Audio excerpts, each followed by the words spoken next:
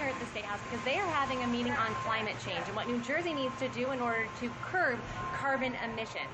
Now, this is because on June 2nd, President Obama introduced the Clean Power Plan, which gives states 1 year to come up with their own plan to curb carbon emissions. Otherwise, the EPA can step in and take over. And New Jersey Assemblywoman Watson-Coleman and Senators Bob Smith and Donald Norcross don't want that to happen. So they gathered together along with 2 concerned citizens to talk about the impacts that climate change has had on this state. Now, they say that it's not only a severe weather problem, but it's also a health and economic problem hurting small business. So Jeff Tittle from the Sierra Club was there, and I did ask him, what is the possibility of energy prices going up because of these new regulations? He did say that there would be some cost involved with it initially. For a lot of businesses, it's actually going to help them create more jobs as people do more to insulate and weatherize their homes. Thanks, Tamara.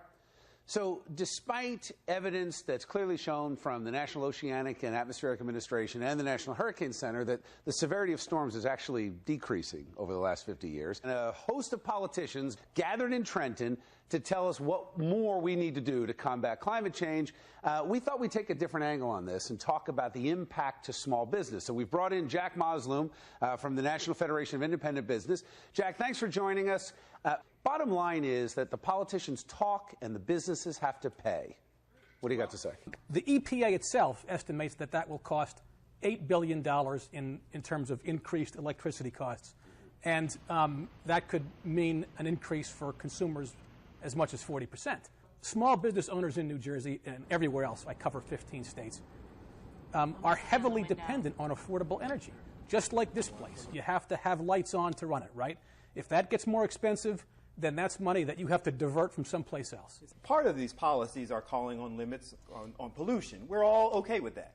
Part of these policies are calling on research for new sources of energy. We're all okay with that. Sure. So I think that you kind of have to find that happy medium. You can't hit people with an immediate bill, but we do need alternate forms of energy. The private economy has already created alternate forms of energy. You know, instead of paying for clean coal, we're fracking more. Why aren't we exploring that in New Jersey? But, Bill, there's actually New Jersey residents who would be interested in pursuing clean energy. And when I talk about the fact that you go to, NOAA and the National Hurricane Center and the severity of storms is down, you ask the average person and they say, no, we just had Sandy and it must be global warming. Is there an ignorance out there, and are the politicians trying to take advantage of that and making us pay for it?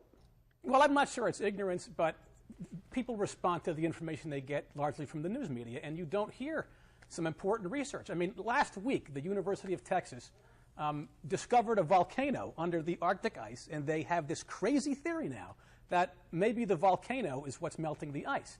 Now, I have a limited public school education, but that doesn't sound all that crazy to me. So, look, there's plenty of research out there to conclude that there's not yet a conclusion, which means we shouldn't be intervening in ways that are unnatural to the economy.